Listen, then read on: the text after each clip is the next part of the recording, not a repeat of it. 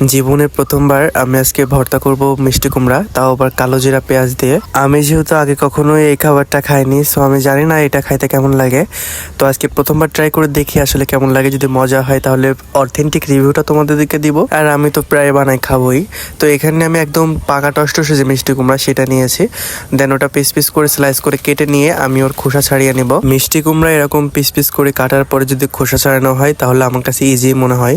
তো এখানে আমি খোসা ছাড়িয়ে একেবারে স্লাইস করে কেটে নিচ্ছি পিস পিস করে। আমি একটু পাতলা করে কাটছি, তার কারণটা হচ্ছে অল্প তেলে অল্প একটু কুক করলে এটা সিদ্ধ হয়ে যাবে। তো আমার মোটামুটি মিষ্টি কুমড়া কাটা শেষ হয়ে গেছে। এখন একটা কড়াইয়ের ভিতরে সামান্য তেল দিয়ে মিষ্টি কুমড়াগুলো দিয়ে খুব সুন্দর করে ভেজে নিতে হবে, একেবারে লাল লাল করে।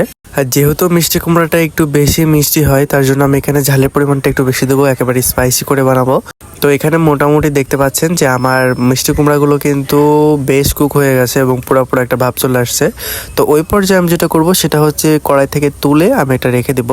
আর তারপরে যেটা করতে হবে, শিলপাটায় বেটে ভর্তা করতে হবে। আর শিলপাটায় বেটে ভর্তা বানানোর তো একটা মজা আছে অন্যরকম। মিষ্টি কুমড়াটা যেরকম কুক হয়েছিল আমি হাত দিয়ে চাইলেও ভর্তা করতে পারতাম, বাট শিলপাটায় বাটলে একটু বেশি মজা লাগে। তো এখানে আমি কালো জিরা এবং পেঁয়াজ আলাদা করে ভেজে রাখছিলাম, তো ওটা একটু লবণের সাথে শুকনো মরিচ দিয়ে খুব সুন্দর করে মিহি করে বেটে নিচ্ছে। কালো জিরা মরিচ যখন বাটতেছিলাম ভাই, ফ্লেভারটা এত বেশি পরিমাণে সুন্দর আসছিল। রিসেন্টলি কালো জিরার প্রতি কেন জানি আমার একটা ইমোশন চলে আসছে, কালো জিরা আমার খুব বেশি ভালো লাগে। তো এই তো আমার ভর্তাটা একেবারে রেডি। আমি এখানে কোনো সরিষার তেল ইউজ করিনি, কারণ যেহেতু পর্যাপ্ত পরিমাণে সয়াবিন তেল আমি ভাজছিলাম পেঁয়াজ আর কালো জিরাটা, এই জন্য তেলটা আমি এক্সট্রা দিব না।